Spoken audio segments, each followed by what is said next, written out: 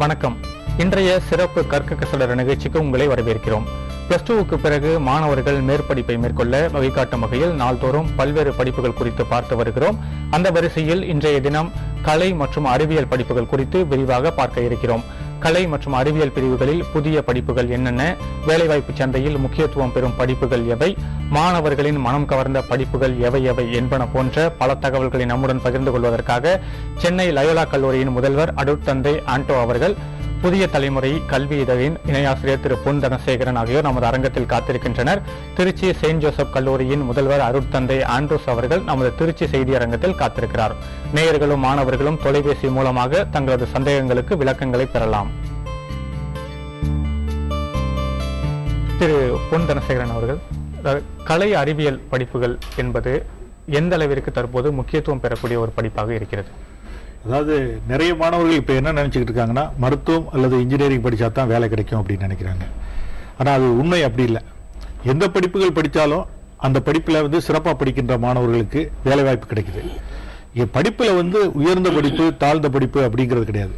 ஒரு படிப்பை எடுத்துக்கிட்டு அந்த படிப்பை எப்படி சிறப்பாக படிக்கிறோங்கிறத பொறுத்தா இருந்துகிட்டு இருக்கு. இப்போ பிகாம் முடிச்சுட்டு ஒரு மாணவர் சிஏவும் ஐசிடபிள்யூ முடிச்சுட்டு சென்னையிலேயே 2 லட்சத்துக்கு மேற்பட்ட மாத ஊதியத்தில் வேலையில் இருக்கிறாரு. எக்கனாமிக்ஸ் படித்தா வேலை வாய்ப்பு இருக்குது, பிஎஸ்சி மேத்ஸ் படித்தா வேலை வாய்ப்பு இருக்குது, பிசிக்ஸ் படித்தா வேலை வாய்ப்பு இருக்குது. பிசிக்ஸ் மேத்ஸ் இந்த சப்ஜெக்ட் படிக்கிறவங்களுக்கு சாஃப்ட்வேர் கம்பெனிகளில் கூட வேலை வாய்ப்பு கொடுக்கறதுக்கான சாத்தியங்கள் நிறைய இருந்திருக்கு. அதனால படிப்புகளில் உயர்ந்தது தாழ்ந்ததுன்னு பார்க்க வேண்டியதில்லை, எப்படி படிக்க போகிறோம் அப்படிங்கிறது தான் முக்கியம். எந்த மாதிரியான நல்ல கல்லூரிகளில் படித்தா நம்ம படிப்பதற்கான வாய்ப்புகள்ங்கிறது இன்னும் கொஞ்சம் சாத்தியங்கள் நல்லா இருக்குது அப்படிங்கிறது தான். கலை அறிவியல் படிப்புகளை நீக்கிட்டு நாம் படிப்புகள் அப்படின்னு பார்த்தோம்னா நம்ம ஒரு மொத்த படிப்புகளில் ஒரு பாதிக்கு மேற்பட்டதை இழந்தவர்கள் ஆகிவிடும். ஃபாதர், கலை அறிவியல் படிப்புகளுக்கான ஒரு முக்கியத்துவம் வாய்ந்த ஒரு கல்வி நிறுவனமாக லயோலா கல்வி நிறுவனம் இருக்கிறது. பல்வேறு கருத்து கணிப்புகளிலும் சர்வே எல்லாம் நாடு தழுவிய அளவில் முதலிடம் பெறக்கூடிய கலை அறிவியல் படிப்புகளுக்கு முதலிடம் பெறக்கூடிய ஒரு கல்வி நிறுவனமாக இருக்கிறது. உங்களை பொறுத்த வரைக்கும் இந்த கலை அறிவியல் படிப்புகள் என்பவை எந்த அளவிற்கு முக்கியத்துவம் கொண்டவை? கலை அறிவியல் படிப்புகள் மாணவ சமுதாயத்திற்கு மிகவும் அவசியமானது என்பதை நமக்கு முன்னால் பேசியவர்கள் சொன்னது போல, மாணவர்களுக்கு வேலை வாய்ப்பு தருவதோடு அவர்களை பல விதத்திலே பக்குவப்படுத்துவதாக அமைகிறது. சென்னை லயோலா கல்லூரியில் படிக்கிற மாணவர்களுக்கு எங்கு சென்றாலும் அவர்களுக்கு சிறப்பு இருக்கிறது என்று பரவலாக மக்கள் பேசுவதை நானும் கேட்டிருக்கிறேன். அதற்கு முக்கியமான காரணம், கலை அறிவியல் கல்லூரியில் பாடத்திட்டங்களோடு அவர்களுக்கு மதிப்பீடுகள், வாழ்க்கையை வாழ்வதற்கு தேவையான கல்வி முறை அங்கே தரப்படுகிறது. அதற்கு தேவையான எக்ஸ்போஷர் கொடுக்கிறோம். இதனால் இந்த கலை அறிவியல் பாடங்கள் அவர்களுக்கு அறிவை வளர்ப்பதோடு அவர்களை பக்குவப்படுத்துவதாக அமைகிறது. இது ஒரு முக்கியமான காரணம் லயோலா கல்லூரியில் மாணவர்கள் விரும்பி வருவதற்கு. நாம் தொடர்ந்து பேசுவோம். திருச்சி செயின்ட் ஜோசப் கல்லூரியின் முதல்வர் அருட்தந்தை ஆண்ட்ரூஸ் அவர்கள் நமது திருச்சி செய்தி அரங்கத்தில் காத்திருக்கிறார். வணக்கம் சார். இந்த கலை அறிவியல் படிப்புகள் என்பவை தற்போதைய காலகட்டத்தில், குறிப்பாக மருத்துவம், பொறியியல் போன்றவை முக்கியத்துவம் பெறக்கூடிய ஒரு காலகட்டத்தில் இந்த கலை அறிவியல் படிப்புகள் என்பதற்கு எந்த அளவிற்கு வரவேற்பு இருக்கிறது? இது எந்த அளவிற்கு தனது முக்கியத்துவத்தை தக்க வைத்துக் கொண்டிருக்கிறது? என்னை பொறுத்தவரை கலை அறிவியல் கல்லூரிகளுக்கு என்றுமே ஒரு நிலையான இடம் இருக்கும் என்பதுதான் என்னுடைய கணிப்பு. ஏனென்றால் நீங்கள் பார்த்தீர்கள் என்றால் இது ஒரு சுழற்சி முறையில் வருவதை நாம் காண முடியும். ஒரு கட்டத்தில் பார்த்தால் MBA என்று அனைவருமே படித்திருப்பார்கள். அதற்கடுத்த கட்டமாக பார்த்தால் எல்லோருமே என்ஜினியரிங் என்று போயிருப்பார்கள். ஆனால் ஒரு நிரந்தர இடத்தை பிடித்து எப்பொழுதுமே மாணவர்களை அரவணைத்து அவர்களை உருவாக்கி தருவது இந்த கலைக்கல்லூரிகள் தான். எனவே அந்த விதத்தில் மாணவர்களை பக்குவப்படுத்தி அவர்களது திறமைகளை எல்லாம் வளர்த்து அவர்களை மற்றவர்களுக்கு ஏற்ற ஒரு மக்களாக, மனிதர்களாக மாற்றக்கூடிய ஒரு கல்வியாகத்தான் நான் இந்த கலைக்கல்லூரிகளையும் அறிவியல் கல்லூரிகளையும் நான் காணுகின்றேன். தொடர்ந்து பேசுவோம். திரு பொன் தனசேகரன் அவர்கள், நம்ம கலை அறிவியல் படிப்புகள் என்பதற்குள்ளாக இன்னும் அதனுடைய பகுத்து பார்க்கும்போது BA என்று சொல்லக்கூடிய அந்த கலை படிப்புகள் பல்வேறு பிரிவுகள் இருக்கின்றன. அவற்றில் முக்கியமான பிரிவுகள் என்னென்ன? என்னென்ன பிரிவுகள் படித்தவர்களுக்கான வேலை வாய்ப்புகள் அல்லது வேலை வாய்ப்பைக்கும் மேற்பட்ட வாய்ப்புகள் இருக்கின்றன, அதை பற்றி சொல்லுங்கள். இப்போ நீங்கள் பிஏல வந்து நிறைய சப்ஜெக்ட் இருக்கு. பொருளாதாரம் வந்து ஒரு முக்கியமான பாடம், உளவியல் முக்கியமான, அரசியல் விஞ்ஞானம் இருக்கு, என்ன சமூக சோஷியல் ஒர்க்குங்கிற சமூக சேவை இருக்கு, வரலாறு இருக்கு. இப்போ என்னன்னு கேட்டால் ஒவ்வொரு படிப்புகளுக்கும் வந்து பார்த்தீங்கன்னா ஒவ்வொருக்கும் தனித்தன்மை வந்து எல்லாம் பிஏ முடித்தவுடன் உடனே வேலை அப்படிங்கிறதுல, முதுநிலை படிப்பை முடித்து விட்டு இல்லை ஆய்வு படிப்பு இல்லை முதுநிலை படிப்பை முடித்த நிலையில் வந்து வேலை வாய்ப்பு இருக்கு. பிறர் வந்து போட்டித் தேர்வுகள் எழுதுறவங்க, சிவில் சர்வீஸ் தேர்வு எழுதுறவங்களுக்கு பார்த்தீங்கன்னா சோசியாலஜி, உளவியல், புவியியல், வரலாறுங்கிற பாடங்கள்லாம் முக்கியத்துவம் வாய்ந்த பாடங்களாக இருக்கு. பொருளாதாரம் படிக்கிறவங்க வந்து எம்பிஏ படிக்கலாம், இல்லைன்னா பொருளாதார நிபுணர் ஆகலாம், இல்லைன்னா வந்து அதுக்கு வந்து படித்து விட்டு நீங்கள் சிடிஎஸ் மாதிரியான நிறுவனங்களில் வந்து எம்ஃபில் பண்ண, முக்கியமான கல்வி நிறுவனங்களில் பிஹெச்டி பண்ணுறோம்னா Madras school of social work, Madras school of economics மாதிரியான கல்வி நிறுவனங்களில் வந்து படித்தோம் அப்படின்னா நம்மளுக்கு நிச்சயம் வேலை வாய்ப்பு இருக்குது. பன்னாட்டு நிறுவனங்கள் வந்து அங்கே மெட்ராஸ் ஸ்கூல் ஆஃப் எக்கனாமிக்ஸில் படிக்கிறவங்களுக்கு வந்து வேலை வாய்ப்புகளை கொடுக்குறாங்க.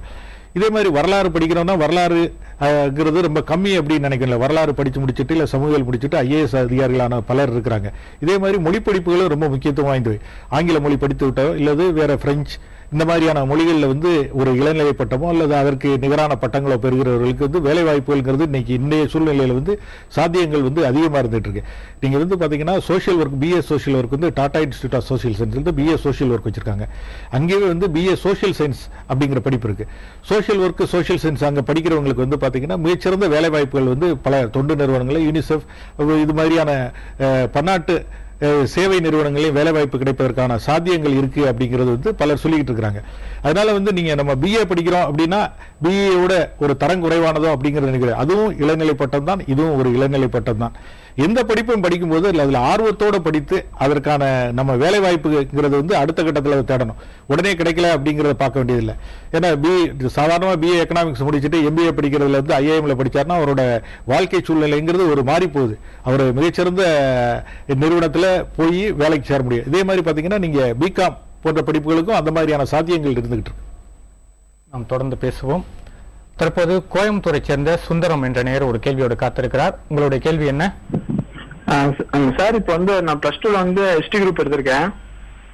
சரி. அதுல வந்து என்னோட வந்து ஹிஸ்டரி, ஜியோகிராஃபி, எக்கனாமிக்ஸ், ஸ்டாட்ஸ்னு சொல்லி ஒரு 4 சப்ஜெக்ட் இருக்குது. சரி. அதுல வந்து நம்ம ஃபியூச்சர்ல எதை எடுத்து எனக்கு வந்து வேலை வாய்ப்பு கிடைக்க வாய்ப்பு இருக்குங்க சார்? அதான் தம்பி, நீங்க பிஏ ஹிஸ்டரி தொடர்ந்து படிக்கலாம், பிஏ ஜியோகிராஃபி படிக்கலாம், இங்கிலீஷ் லிட்ரேச்சர் படிக்கலாம், மொழியில இன்னும் ஆர்வம் இருந்தால் தமிழ் பிஏ படிக்கலாம். இந்த பாடங்கள் எல்லாம் உங்களுடைய நீங்கள் படித்திருக்கிற பாடத்தோடு தொடர்புடையவாகவும் அவை உங்களுடைய வாழ்க்கைக்கு மிகவும் உதவுவதாகவும் அமையும் என்று நான் கருதுகிறேன்.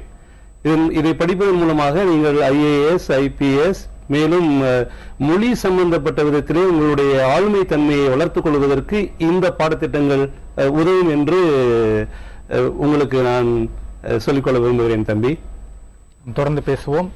நமது திருச்சி செய்தியரங்கத்தில் இருக்கக்கூடிய திரு ஆண்ட்ரூஸ் அவர்கள், நீங்கள் சொல்லுங்கள், ஏற்கனவே குறிப்பிட்டது போல இந்த கலை படிப்புகள் என்பவை தற்போது எந்த அளவிற்கு முக்கியத்துவம் வாய்ந்த ஒரு படிப்பாக மாறி வருகிறது? குறிப்பாக அரசு பணிகளுக்கு தேர்வு செய்யப்படக்கூடிய பட்டதாரிகளின் எண்ணிக்கை தமிழகத்தில் அதிக அளவில் பெருகி வருகிறது. இந்த சூழ்நிலையில் கலை படிப்புகளுக்கான முக்கியத்துவம் எப்படி இருக்கிறது?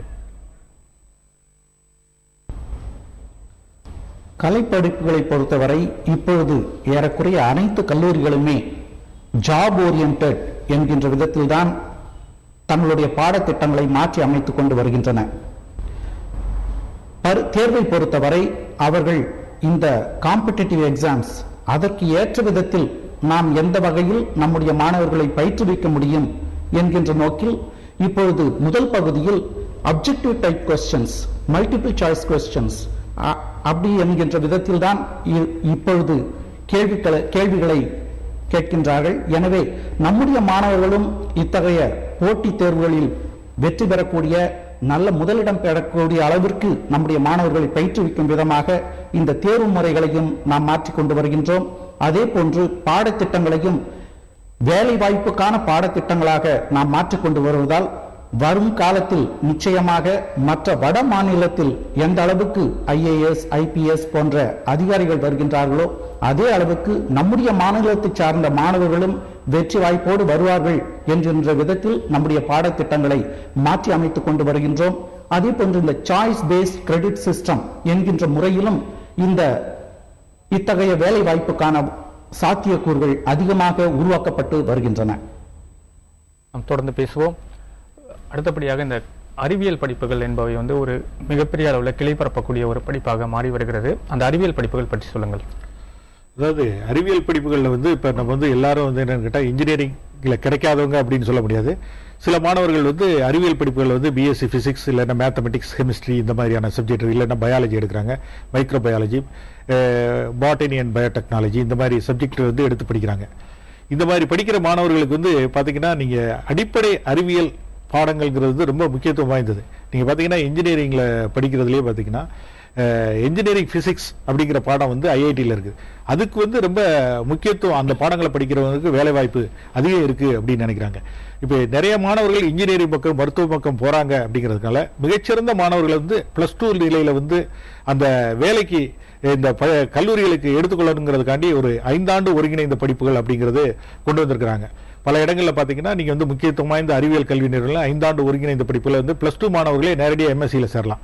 அந்த மாதிரியான வாய்ப்புகள் 5 ஆண்டு படிப்பு, பிஎஸ்சி முடிக்கலாம். அதெல்லாம் முக்கியத்துவம் வாய்ந்த ஆராய்ச்சி நிறுவனங்கள். அங்கே படிக்கிற மாணவர்களுக்கு ஸ்காலர்ஷிப் கிடைக்கும், அது தவிர இதர உதவிகள் கிடைக்கும், மேற்கொண்டு படிக்கலாம். படித்து முடித்து விட்டு பிஹெச்டி வரைக்கும் போறதுக்கான வாய்ப்புகள் இருக்குது. அறிவியல் துறையில் முக்கியத்துவம் வாய்ந்தவர்களை கொண்டு வர்றதுக்காக அந்த மாதிரியான முயற்சி. இப்போ தமிழ்நாட்டில் வந்து பார்த்தீங்கன்னா சில பல்கலைக்கழகங்கள் 5 ஆண்டு ஒருங்கிணைந்த படிப்புகள் இருக்கிற. திருவாரூர் பல்கலைக்கழகத்தில் இருக்கு, பாரதிதாசன் பல்கலைக்கழகத்தில் இருக்கு, இது மாதிரி இருக்கு.